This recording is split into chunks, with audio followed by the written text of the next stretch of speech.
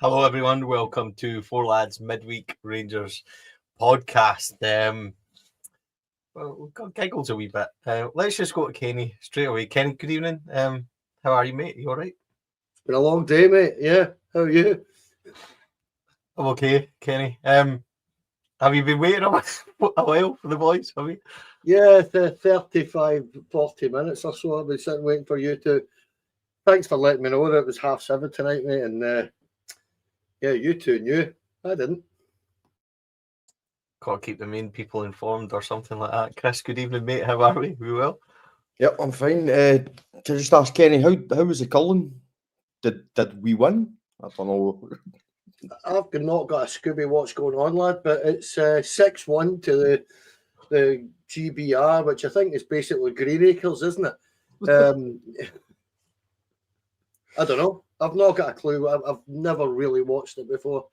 But well, you're fine to watch it. It's killed 40 minutes, put it that way. What? We gave you 30 minutes to watch it. You did? 40, actually, because I set up early. I think we were going at 7. Had my dinner early and everything. So it was. Thanks, guys. We always go at 7:30 on a Wednesday, but because there's been football the last couple of Wednesdays, I simply neglected to tell Kenny it was 7:30 this week, assuming that Kenny would know it was 7:30 this week. Chris and I come on, all delighted as we do, 1929, 1928, and Kenny was sitting fuming. So, can only apologise. What can we say? Good evening, everyone. Welcome. It is midweek. It is 3 of your favourites. I would like to think at least some of your favourites. Chris, we haven't spoken to you from the weekend. I'd like to get your thoughts on Rangers Hearts and the performance and just your general thoughts on the game. Very, very happy with the performance, the 3 points, and I believe it was that was better than the game at Parkhead, which we won, because as much as it was good to beat Celtic and get one over them and get closer to them, or I think, did we overtake them that day? I can't remember. I don't think anybody had really real expectations that we were going to do so. It was, it was the first real test of Danny Rowe, if you will, and the team. But coming into this, there was certainly an expectation that we had to win, and if we weren't successful, then I believe it probably would have been curtains or close to game over for us in the title challenge. That went to 8 points between us and Hearts. So a lot of pressure, expectation, demands, and we came through it, and it was the best atmosphere at Ibrox since don't want to say Leipzig, but it's close to being the best atmosphere since Leipzig. I can't think of many better after Leipzig. Yeah, it's fair to say we've got our Rangers back now, and it's time to go and win the league. It's as simple as that for me. Do you know I was getting criticism on Twitter, which don't think any of you will be be surprised to hear that. But what you will be surprised to hear is the criticism I was getting was because I wasn't playing down all our chances to win the league. I was, I'm very, me, Stevie. I have no excuses now. Any Rangers team that is within the 2 points of first place with 12-11 games to go, it's we should be winning this league, and I believe we will win this league. And if we don't, okay, we don't.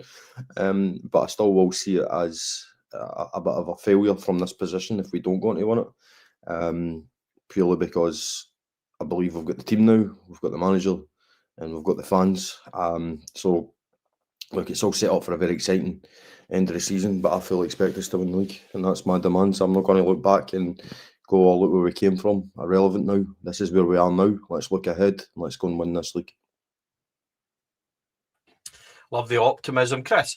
I actually wanted to speak to you something and bring Kenny in on this as well, because Chris, you made a point last week and I liked it, and I agreed with it. Some people didn't agree with it, and that's what I like about you, and that's why we have you on, because you're not scared to speak your mind.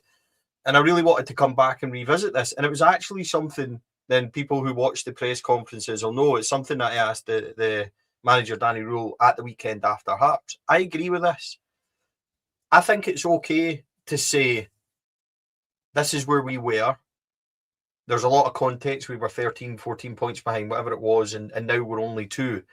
But I also feel now's the time to park this. And I liked what you said last week. I do agree with it. That's been and gone. We're now 2 points behind. There's 11 games left. We win our games, we win the league.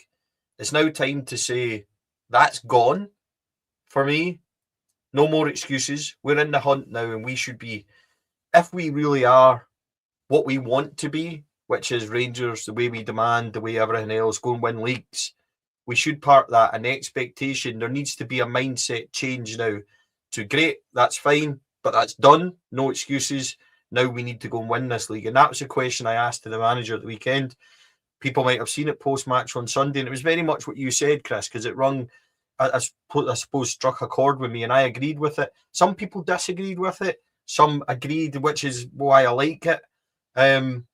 Having revisited that and heard what the manager has to say, he said very much, we want to just win every game. We take it game by game, which is probably what you expect. Kenny, jump in on this as well. For me, I agree with you. There has to now be, we need to bury that and go and win this league. That should be the focus now. Yeah, I think for me, when you keep referring back to where we were, we know where we were because we lived through it. Danny Rowe got the job because we forced the guy who caused it out. And you have to give Danny Rowe the plaudits from getting us to where we are now. But there's no trophy for it. The trophy can now be won in the next section. And there's no point going, oh, look where we were, look how far we've came, and we need to be proud of the boys who've came this far. No, we're here now. We're here now. Well done, Danny Rowe. Well done, the players. Done remarkably well to get us here. Did I ever think we would be here? No, I didn't. I absolutely didn't. But we're here now. Clearly, we've got a better quality of player now after January. Clearly, we're on a very good run. Clearly, we can win games now. Let's, as you say, Steve, let's part that and full steam ahead. We're looking ahead. We're not looking behind, and we can win this league, and I believe we will win this league. I absolutely believe that we've got the capabilities in all aspects of the club, from the guys in the dugout and to the players on the park. And yeah, let's go for it. Honestly, it's something as a fan base we need to just all get behind the team now, and we just all need to roll them on to success. And Ibrox played its part at the weekend. I think Hearts bottled it in the second half because of us. Not to say that the players didn't play well, they did, but we all need to be aligned, and we've got 2 trophies to win. Let's be honest, I want to win the Scottish Cup, but it's so secondary to me. I want the league, and if we get the double, absolutely fantastic. But let's just get this league title, and for the plaudits that the players have got for bringing us back to into contention. Imagine the plaudits are going to get if they get us over the line. That should be their focus. That should be their aim. That should be their motivation. And yeah, I'm so excited for the next couple of weeks. I'm so excited for the next couple of months, and I believe that we can do this. And come back to the summer, I never thought I would have believed this, but here we are. So let's go for it. I'm going to just quickly jump in, Kenny, just 1 second. Sorry, mate. Seen a wee people saying Chris a bit fickle and stuff like that, and months ago you were saying that we were out of it. I said it. People remember me saying it. I've got no issue with saying it at all. I thought we were out of this. I thought this squad was done. Under Russell Martin, we were heading absolutely nowhere. I thought Danny Rule needed a miracle to get back into it. He's produced pretty much a miracle. 10 wins and 12 and 2 draws. So I've got no issue at all with anything you said there, or being able to change your mind, because let's be honest, months ago we certainly thought we were out of it. So to back you up there, Chris, I don't think there's an issue with saying before we thought we were out of it, because that's what the evidence was. But to go on the run we have, to the players to respond the way they have, yeah, I think now we're entitled to believe in Rangers. Kenny, sorry, mate. Good evening. How are we? Are you well? How's the curling? All good? Curling's going on, mate. Yeah, I'm sitting watching it while you two give it away. It's there's an element of doublespeak about what has been continually repeated, is that where we were, where we've came from, and then turning around and telling us all that we all have to back and be at Ibrox, full 90, noise, this, that, the next thing. Well, to me, there is a slight kind of double standard on that there, because at the end of the day, you two are absolutely right. When you turn around and look at where we were in October, which is exactly what Danny Rule's trying to say, we all thought we were out of this. But if you're being honest, for the past 6, 7, 8 weeks, we've all actually kind of known we were in this. So for Danny Rule to turn around and say it, he's not saying it in the last week, but previously to that, he was saying it all the time. So I kind of understand where Chris is coming from when he's saying that. However, I do feel that I think there's an element of trying to lower the drama from Danny Rule. I think that's what he's trying to do. He's trying to put pressure on other teams, clearly, where I actually think, no, that doesn't really work at Ibrox. It doesn't work at Rangers, because our fans are every bit as demanding as any set of supporters you're ever going to see anywhere. So that's where Chris is absolutely right. You know, when he said that, and I think I said that in the show, was it last week or the week before when you said it? I actually agreed with you then that it is one of those things that you need to stop saying it, because there's a league title to be won now. And I would actually rather Danny Rule and the players were fully aware that we as supporters now expect you to win this. And that's not me trying to put pressure on them. I'm just thinking it's the expectation and it's the standards and it's the levels that are required. And that's where for me personally, I think, you know, when Chris said it, I hadn't really thought about it until he had said it. And then I thought, you're spot on, because it's almost like a ready-made excuse if you fail. You know, if you drop 2 points, but you need to remember where we've came from. That's very much Philippe Clement speak, if you know what I mean, where we don't need to hear it. That's what I would say. So for me, yeah, personally, I thought Chris was spot on.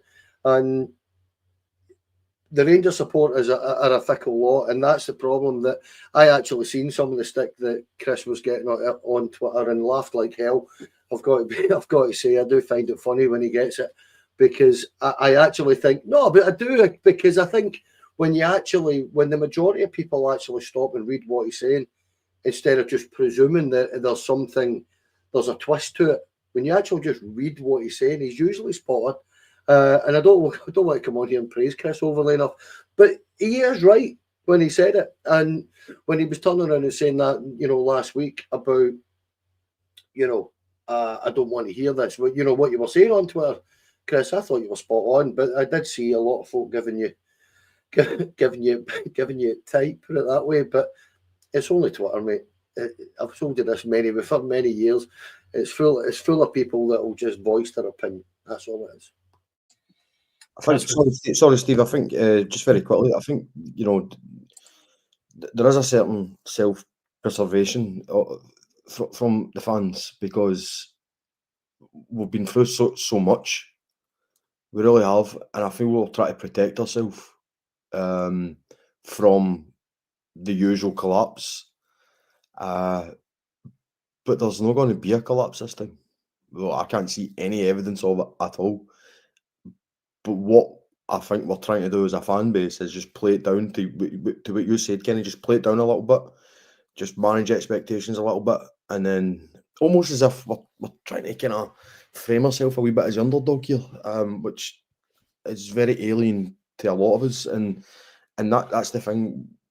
What I've done on Twitter I usually get some grief for being negative on here and Twitter, but I was getting grief for being positive on Twitter, and I was just like, I was asking people like, what is it you're scared of here? So, oh, this team isn't capable, this team isn't good enough, and it'll be a miracle if we win it. And I'm like, well, never mind any of that. Take the context out of it. We're right in this title challenge, whether you like it or not, and we as a support should be demanding we win it. But it comes from the battle scars. We are heavily scarred as a fan base. We are. There's no point. There's no two ways about it. We absolutely are, and that's, we are trying to kind of protect our feelings, if you will, so that we'll not hurt too much in case it does collapse. But this isn't a team that is. This is a team that's going to be built upon over the next couple of years. It's going to get better and better, whether we win the league or not. And I can't really see much in the way of an absolute collapse. I might be totally wrong, but I can't. And that's me being positive. Like, I'm actually sticking up for the Rangers team and saying I can't see them. If they don't win the league, it'll come down to 1 or 2 games. It's not going to be a prolonged period of games, that happened under Beale, that happened under Clement, that happened under Gio, where you go 4 or 5 and it collapses. That's not going to happen. It might be 1 or 2 games because that's how tight it is. But look, it's on. Chris Whitten yesterday, I think it was, pinged a caramel wafer wrapper at me as I looked up, said, when you're going to away games for the rest of the season, count me in. That's how much he believes, ladies and gentlemen. Jed York spoke for the first time, Kenny, about the 49ers investment in Rangers. This is the 49ers, remember, who don't own any of Rangers. It's all paper talk and we're all skint and all that usual stuff. He said he hopes the club. He says it's been great. He was at Ibrox for the Old Firm 0-0 draw earlier in the season, and it's been great to watch Rangers fight back and rise up again, and hoping for more success with that. It's the first time he's really spoke about it. He was asked about his kind of. He said they own Leeds and are heavily invested in Rangers. First time we've heard from him properly. We know the depth of their investment. We know that there's more investment to come. We know their plans for the stadium. We know the plans for everything. They got off to a rocky start. And I've always said, and I've been accused of bumming up Andrew Kavanagh and those in charge because I've spoken to them. I've got belief. I know what they want to do. I said they backed the wrong people, and I thoroughly believe they did. And they were brave enough to remove them. And when they did remove them, things have got better. So I'm a big fan of Andrew Kavanagh, the investors, and the owners.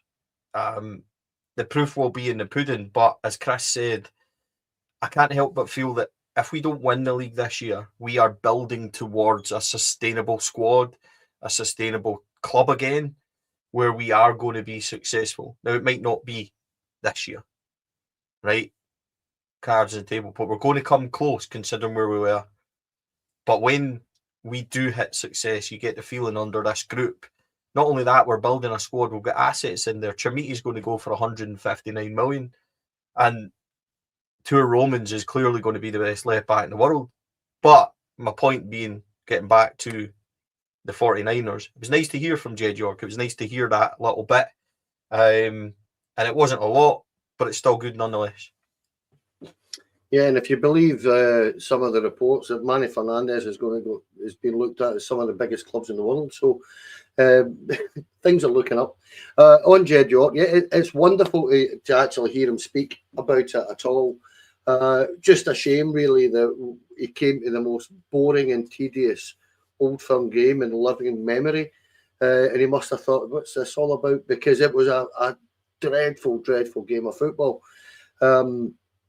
But if nothing else, it'll perhaps put to bed some of the yahoos on the other side of the city that seem to think that they know everything about Rangers. Well, Rangers fans don't. It's they're the most bizarre set of yahoos that you'll ever come across when it comes to their online bampots that seem to think they are experts on everything from economics to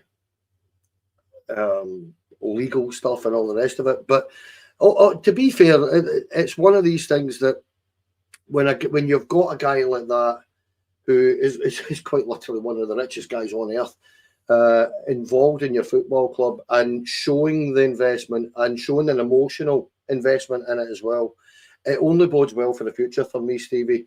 He didn't say huge amounts, but what he did say, what I thought was kind of music to my ears, that he's fully aware, he's keeping an eye on things, and I would love him if he, clearly a very, very busy man, but come to the 2 games in a fortnight and you'll see Ibrox for what it's worth.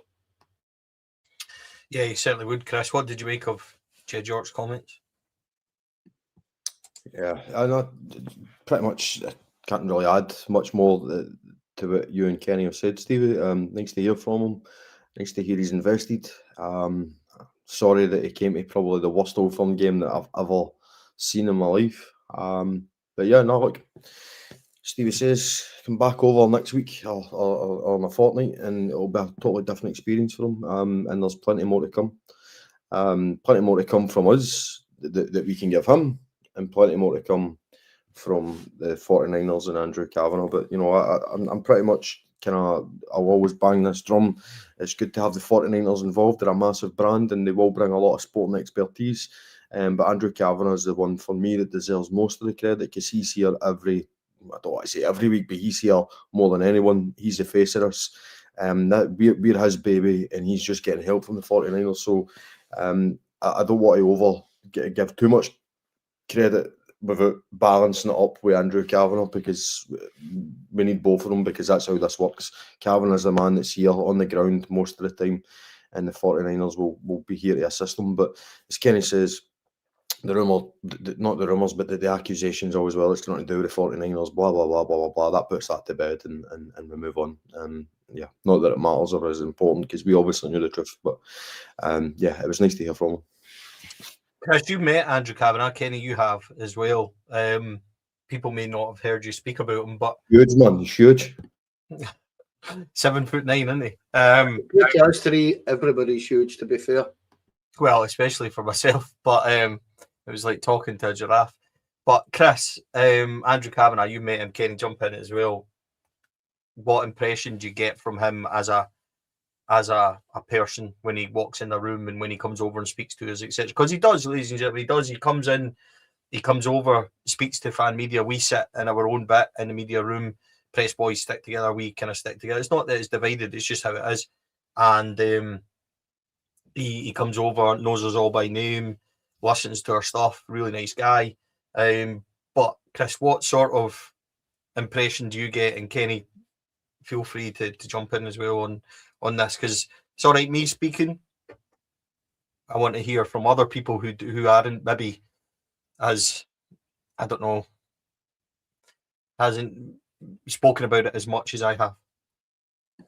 Somebody's just asking if Kavanagh was at the Hearts game. He was at the Hearts game, yes. There was pictures with him with the military, the army boys, so he definitely was there. But what was my impression of him? Like, Americans, when it comes to sport investment, you get 2 types. You get hands-on and you get hands-off. The hands-off type of just basically flinging their spare change, and it's more of a meet and greet, wine and dine kind of thing for their clients to bring them over. Look what I own.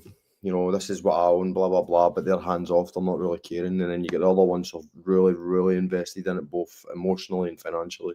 And Kavanagh fits that type of investment. He does care about us, very knowledgeable about the club, very down to earth.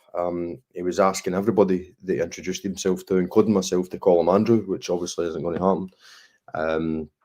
And he has big plans for this football club. I think he's got the kind of the bug. The discussions I had with him, again, down to earth, talking about the weather, obviously, naturally as you would. But one of the things that he was discussing with me was that him and his wife are looking for a house in Glasgow, so when they come over here, obviously they can base themselves here. And just how many air miles this guy is clocking up, because he's here. He seems to be here so much now, so much. We were told he was going to be overseeing it and coming over for a quarterly board meeting in the odd game. That's not been the case at all, because he did make a mistake at the start. He did underestimate us. He thought that that would be okay to do.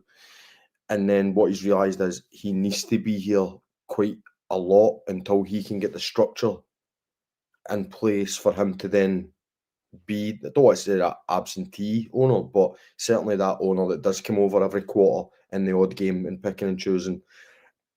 But until he gets that structure, he's going to have his fingerprints all over the football club, and that can only be a good thing, because he genuinely cares about us. He genuinely wants us to succeed. He genuinely wants to restore us at the very top of the Scottish game, and most importantly for me, he wants to keep us there. You've heard his plans. His plans are very, very exciting, both on and off the park. I'm keeping a keen eye on the off the park stuff, because we've been promised a lot of off the park stuff. And a lot of it's kind of flatter to deceive. I've you heard a lot of plans under the previous ownership, and they were going to do this, that, and the next thing. I still don't think the Champions wall's fully fixed or fully installed, which is a bit of a shambles. But this isn't a guy who's going to install a wall with fans' names on it. This is a guy who wants to revamp the whole Ibrox. There's levels to this game, and that's how much he's committed and involved in this, and invested in this. So it's going to be, the next 5 to 10 years is going to be exciting. And do you know what? I hope if his exit plan is 10 years' time and he achieves it, believe me, he's done his job, which means that he's left us in a better place than he found us. And I believe that's where we're heading. For me, he's a very imposing character. He's a huge, huge guy, as Chris has said. He's a very imposing figure, but not an intimidating guy. He's very amiable when he speaks. The thing I would say to add to what Chris has said is that he's got that bug. It's clear as day he's been bitten by the Rangers bug here. He's emotionally invested as well as financially. The thing that I've been impressed most about him with is the fact that, as Chris has said also, that he's made that mistake, and between him and Parag Marathi, they have both turned around and said quite categorically that they will be all over every decision from here on in. What I like about Andrew, when we were talking to Andrew Kavanagh when I was there, Stevie, he was talking to us and Davy Edgar about American football and stuff like that. He's just a chatty guy. He was just gibbering away and quite the thing. And for a guy that's worth the amount of money he is, he came across as a very level-headed human being. Where sometimes you'll meet a guy like that, and their heads, their head is not in the same space that the likes of your ordinary guys is, but his is, and I've got nothing but admiration and praise for him. And it's exactly what Chris has said again. I'll reiterate that one, is that when he says, "Call me Andrew," and everybody in the room's like, "Nah, that will not be happening. We'll call you Mr. Kavanagh, because you are the chairman of Rangers, and that's what we do." You've got that level of respect, but I would say already that he's earned it. We've had chairman over the last few years that I personally have had no time for whatsoever. I think their head's been full of broken biscuits and broken glass and just talk nonsense and best in class nonsense and stuff like this, where there was no evidence of that whatsoever. Whereas I think when you see the financial investment that Andrew Kavanagh has put in, then reinvested to get the mistakes that he made at the start of the season and correct them, you can only admire the fact that the guy is, as I say, for a guy that's got another enormous business, truly enormous business, to be here as much as he is and invest as much time as he's doing, you can only praise him to the high heavens, honestly. Quickly before we move on, Andrew Kavanagh and I have got a kind of running joke when we talk about Yusuf Trimiti, because I asked him about Yusuf Trimiti, or he talked about Yusuf Trimiti back in one of the very early meetings I was at, and he was adamant. Double downing on how good this boy was and how good he was going to be and how much money he would make the football club. And that if Rangers didn't sign him for that money in the summer, then we would never have got him. And not only that he didn't consider it to be a big investment.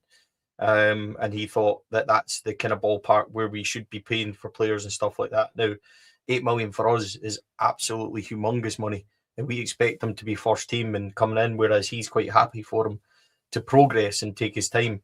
And I remember telling people at the time, this was way back in October, Kenny, you'll remember me telling this. And he's just adamant, just absolutely adamant. Then I spoke to him again just after he scored at Parkhead, and we had a giggle about it because I said to him, you must have been feeling like top of the world. And he said, I knew you were going to ask me this. And because I just, it struck me how adamant and how confident he was in that decision. Whereas we are all, thinking what's going on. And then on Sunday rather, he bangs in a hat trick against Hearts at the same game where he's missing the ball and all sorts. So Big Yusuf is kind of Andrew Kavanagh's guy in that he put so much faith in him. But it was like when you talked to him, you believed what he was saying. You believed he was going to be that good. So I always found that interesting from Andrew Kavanagh, the way he just doubled down on his business decision. And that's what he'll base it on, as being a business investment as well as a footballing one. So I always found that quite interesting. Chris Boyd reckons Rangers have to be going into the break with a 4 or 5 point advantage over Hearts and Celtic. I found that interesting. A lot of people are making a lot out of the fact that we need to go to Parkhead and Tynecastle after the split, like it's a foregone conclusion that we won't win these games. I find that interesting. Hearts won't look forward to playing Rangers after Sunday. Celtic, we're going to get a feel for them in the next couple of weeks, that's for sure. I don't fear going to Parkhead. People are talking like it's, Celtic have got to go and play Motherwell twice. The Hearts are the same. They've got to play each other. I found that comment interesting. What do you boys make of that? So there is such a thing as don't look too far back, but don't look too far forward. Let's get the balance right here. So there is one game at a time. We're not ahead yet, so we can't be talking about 4 or 5 points ahead getting into the split. Let's just get ahead first. And as you say, I think Chris is a wee bit way off it. Of course, it'd be lovely to take a lead like that into the split, but look, that came across as negative to me. I mean, Chris, as a Rangers fan, I'm not scared that we're going to Parkhead. I'm not scared that we're going to Tynecastle. I believe we can genuinely win both those games. Whether we do, I don't know. But I'm not going to hope there's a wee cushion there just in case there's a slip up, because I genuinely believe that we can go there and win regardless of where we are. 1 point behind, 2 points ahead, whatever. So I'm not buying into looking too far ahead. I'd be a hypocrite to say, that's correct when I'm telling people not to look behind. Let's just take it a game at a time at the moment. But I don't think we should map out how we're going to win the league. Let's just get top of the league first and then take it for real. So I don't think he's got as much faith in Rangers as maybe I do at the moment, because Chris has been all over the place this year, but so have I. I'm not going to criticise him for that, because I've went for Rangers are not going to make the split to Rangers can now win the league. So maybe that's why Chris is just sort of kind of scarred by this season. And it's going to be one of those seasons that when the season ends, it's just going to be pure and utter relief, because it's going to drain the life out of us. That's how mental this season has been. But yeah, I don't entirely agree with Chris on this. I don't agree with him at all, actually. I think it's nonsense to turn around and suggest you'll need to be 4 or 5 clear. And I'll tell you why. The top 6 split this season, whether it's Falkirk or Dundee United or whoever else it makes it, the top 5 is already pretty much done and dusted if you look at it. And there's not really a bad side in it. There's having to play Motherwell home or away is going to be a tough game. I don't think it matters. Hibs home or away, I don't think it's going to matter too much. Falkirk are a team that like to keep the ball. If they make it, it's going to be a tough game. Home or away, I don't think it overly matters. And the simple fact for me is that Celtic will have Hearts at Parkhead. We'll have both of them away. And for me personally, I think these games are cup finals. They are literally going to be played like cup finals. And I don't really think it matters whether they're going to get played, what the pitch is, what the stadium is, like overly. And if you're looking at it, you want to be positive about it. We've won our last 2 games at Parkhead, and our record, despite losing the last game at Tynecastle, our record there is phenomenal. So I really don't care. And the way I've been looking at this, I've actually been talking about this. When I look at it, I'd actually probably prefer my easier games at home. On paper, the easier games at home, because I think that's your opportunity. As I say, for me, when you're going to, you can absolutely destroy Celtic or Hearts' opportunities here if you go there and take 6 points. That's what we've got to look at. It's a bit like what Chris has been alluding to already. Why should we be scared of going anywhere now? The form is with us, and it actually is. Yeah, we've got the odd poor performance in us, but there's bar Celtic when we were down to 10 men in the Cup semi-final. The only team that's beaten us all season in Scotland's Hearts. So why should we be worried? Let's just go and be positive. And I understand what Chris is trying to say, that you want a gap and you want a distance between them, but I don't actually think we'll need it. That's my point. If I'm going to be ultra positive about it, couldn't care less where we play the other two. Just don't care. I'm happy just to take it one game at a time, starting Livingston on Sunday, which will be a tough game. Every game is going to be a battle. We've seen it in the last week. We don't maybe have the advantage of getting 7 or 8 minutes added on every game, but these games are going to be difficult. So we need to just take it one game at a time. And all I'm looking forward to is Livingston. We'll update you on one game that's currently ongoing in the Scottish League, or in Scotland it is the Scottish Cup 5th round. It's Aberdeen 1, Motherwell 0. Aberdeen scored after 4 minutes from Nisbet, after our very own Lyle Cameron was denied a clear goal scoring opportunity. He was taken down, and Motherwell Oscar Priestman was sent off. So after 3 minutes, Motherwell down to 10 men and a goal behind against Aberdeen. Arsenal also lead at Wolves in the English Premiership. So there's your update for this moment, guys. I wanted to end it, Chris. I haven't heard really from you on the pod about our new signings. I'm excited by the 4 of them. I've got to be honest. We needed a January where the 4 of them were hits. And it looks like, by all intents and purposes, that the 4 of them are. Maybe, ironically, the one that we really wanted, Skov Olsen, has been the quieter of the 4, which is incredible for me, because he's got a lot of quality. I think that cross for Chukwani for Chermiti on Sunday was just beautiful, pinpoint accuracy, and that's the sort of positions you want to get him in. I'm pretty much in love with Tua Romans. I think that he's going to be brilliant. I said immediately when I seen Ryan Nadiri that he was going to be great, and Big Chucky in midfield covers all sorts of distance. So I'm really impressed by the 4 of them, and they're 4 that you just might have got perfectly spot on. It goes game by game because we can change very quickly. What's been your thoughts, Chris, on the newbies? Well, first of all, I'm glad you said that about Skov Olsen and me, because that's literally what I was about to say. I think out of the 4 of them, he's probably the one that's not quite, I would say the word impressed so far.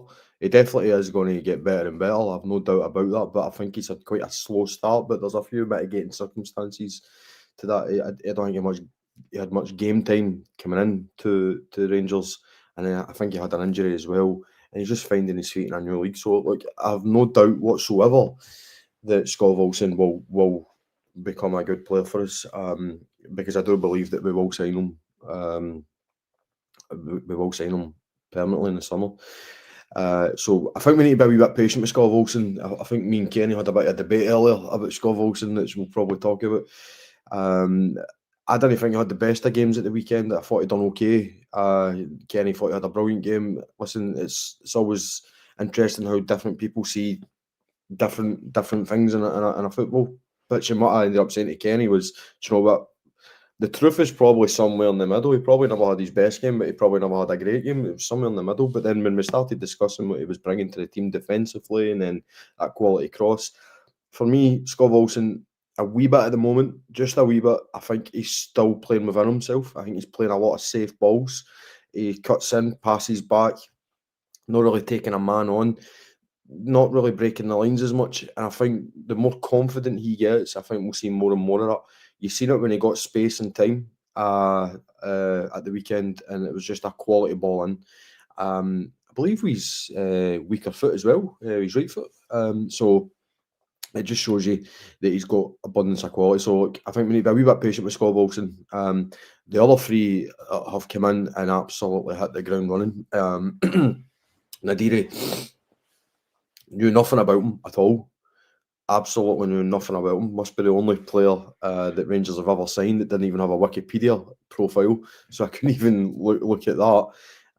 But instantly I knew it was there's something about this guy. If he's playing in the third division in Germany and we're chasing and flinging a shitload of money at this guy, there must be something about him. And from the minute I seen him, I fell in love with him, to be honest. He's got everything that I want in a striker. He's got the press, he's got the aggressiveness, he's got the physicality, he's got the finish, he's got the runs. And what I mean by the runs is obviously his first couple of games, what I've noticed is he's in position to finish, rather than like Chermiti, like a ball will come in, you go, where the fuck is Chermiti? And, you know, he's not like that. He gets himself in dangerous positions.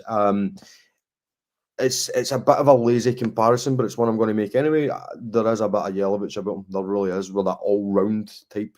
However, Jelavic never always used to like a physical battle. It was okay at it, but always found that if Jelavic came up against someone overly physical, he would try and move away from him. I don't think that boy Nadiri is going to be like that. I think he's going to absolutely relish a physical battle.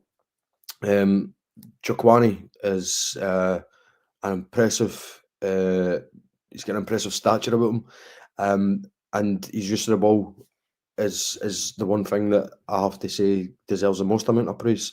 Very rarely loses the ball. Always finds a man. And the one thing I've noticed about him is he wins every first and second ball. if it's a first ball, he'll win it. If it's a second ball, he'll win it. And that's the physicality we've been missing. And then finally, you leave the best to last.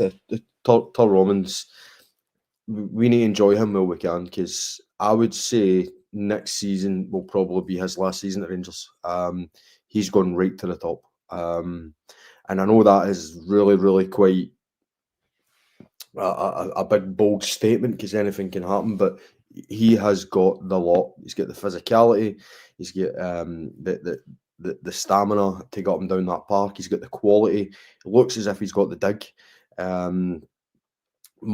He can do the underlaps. He can do the overlaps.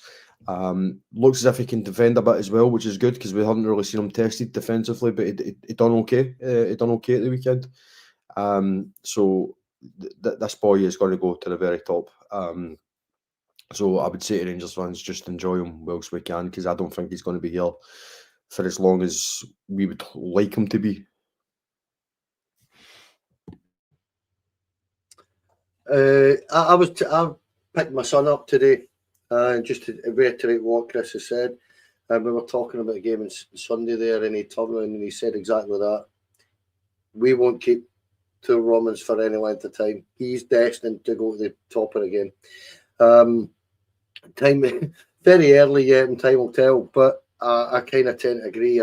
He is genuinely taking me aback. And if it wasn't for the fact that Big Chermiti got a hat trick, he would have got my man in a match for sure on Sunday. I thought he was absolutely outstanding. But then again, I actually thought Chukwani was very, very good, and I thought Nadiri was absolutely excellent. Scott Wilson, Chris is saying about our discussion earlier on. I said he was the brilliant defensively. I didn't say he did his greatest game or anything like that, Chris. Didn't do that. But I absolutely love how you bite and defend yourself on. I will, fuck him. Honestly. But no, seriously, it's one of them that what I liked about Scott Wilson, I mentioned it on Monday night, was that see when we went 3-2 up, see whenever we didn't have the ball, I noticed that Scott Wilson was quite literally dictating where he wanted everybody around about him to be. He was taking the lead. He was becoming a leader of like a young team already, and I really liked that. And the great thing for me is that, again, as I say, I think defensively he's been decent. I don't think he's been outstanding going forward at all yet. However, he's got a goal, he's got an assist, he's contributing. And the great thing about it is, Chris has already said, he'd barely kicked a ball for 3 or 4 months. He's getting up to speed. And by the time he is up to speed, I genuinely fancy him to wreak havoc in the SPFL, to be honest with you. I think he's an outstanding football player, a very, very intelligent football player. And as I say, if he's going to work and track back as hard as he did on Sunday every single week, then we have got a topper of a player in our hands. I said it again on Monday, Stevie, that every single one of them look to me as if they're going to play every single game from here on in. Every one of them's an upgrade in what we've had, and you can only praise it. And it shows you that over the last couple of games there, against Motherwell and Hearts at the weekend, when you look at the bench, our bench is very, very strong all of a sudden. And I look at that now, and all of a sudden, just the 4 players added, I look at it and think we've got the best squad in Scotland. So that league title's there for us, because I do actually think those 4 have made the massive difference. And I think we all discussed it and said whoever had the best January window would probably go on to win the league. And I do believe that's us. Still remains one game at a time for me. Livy on Sunday becomes the next big one. Difficult pitch. A team that's made a change in their management has tightened up quite a bit. Celtic beat them with a 149th minute winner. In fact, I think that game's just finished. So we'll need to be mindful of what we do come Sunday, that's for sure. Gentlemen, pleasure as always, Chris. Thank you very much. Much appreciated for your company. Yes. Look forward to the next couple of weeks. Kenny, you going to tell the audience that the wee good turn that I done for you for the Celtic game, no? You're fucking at it, aren't you? You are one chancer, man. Did he tell you, Stevie, that he phoned me in a blind panic on Sunday when my mate was in? Is that okay?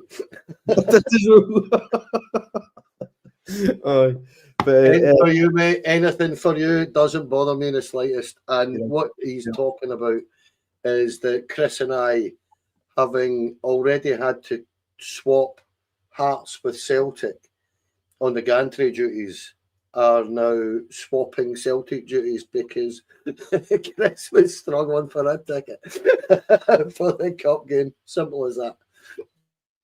And here was me thinking you just wanted to spend time with me. Kenny, pleasure as always, mate. Thank you. That was good on the gantry. I would think against Hearts was probably the best we've done so far. I loved it, mate. I genuinely can't tell you. I genuinely mean this. The amount of folk that have turned around and said to me that was brilliant to watch. I just thought it was a brilliant laugh from start to finish. We just sat and absolutely wet ourselves for 90 minutes. Didn't we? We just had a crank time on it. And I just actually remembered we didn't even do the quiz. We were all that gutty that them getting the last minute winner, that nobody done the quiz. We just all sat in silence, didn't we? But no, I'm can't wait to go off this chair, mate. I've been on it for about 4 fucking hours. So thanks for having me on, and I can't wait to get up and get off this. Yeah, I think what you've seen on Sunday, the gantry sort of highlights was just 2 Rangers fans, 2 best pals, enjoying the moment. I think people forget that as much as it is a privilege, and it really is to do what we do, we are just Rangers fans. And we love this club. We go everywhere we can to watch them. So to finally see it light at the end of what's been a very long tunnel is such a good thing. Massive thanks to everybody in the comments. Massive thanks to everybody that continues to tune in and support the channel. The numbers we do are incredible. Your support is incredible. If you haven't please like and subscribe on YouTube. That really helps us. If you want to become a member, you can. See up there, over there. There's a wee QR code. If you want to join and become a member, get your chance to become on the show, watch ad-free shows, watch all our latest Rangers stories. I think next up for us is Andy Firth, pal of the show, pal of mine. Andy's going to come on next couple of weeks. We're going to talk about Steven Gerrard. We're going to talk about 55. We're going to talk about what he's doing now in his coaching career and the fact that he still watches from afar. So Andy's a really good guy. Not many match appearances to talk about, but plenty to talk about nevertheless in 55. Andy was one of those kind of characters, wasn't he? Really looking forward to having Andy on to talk about that. So we will continue to look for people to come on and discuss their Rangers careers and things like that. So we hope that we're trying to do things that you like. We hope that by giving you the opportunity to come on and stuff like that, it values what you do. That's for sure. So thank you, everybody. Huge thanks to our sponsors, Rhino Express, Cliveview Fire Protection and Joinery, Affle Industrial Solutions, CSD Air Conditioning, Candid, our very own Amrit. Amrit and I are back on Friday night, by the way, folks. We'll talk about that in a minute. And Local Dirt Shop Online. So thank you to our sponsors. As I said, Amrit and I are back 7 o'clock on Sunday evening. So come and join us in. I've given Amrit a week to calm down after Hearts. God knows if he will be, but we'll see on Friday night. Yeah, so hopefully we'll see all you then. Have a good night, folks. Have a good Thursday. Have a good Friday. We'll see you again Friday night. We'll be back on Sunday as well for coverage of Livingston away, and then Sunday night show back on Monday. We just keep going. I think we're on 5 out of 7 nights these days. So really enjoying it. Thanks everybody for your support. Have a good time, and we'll catch you all again Friday. Bye for now.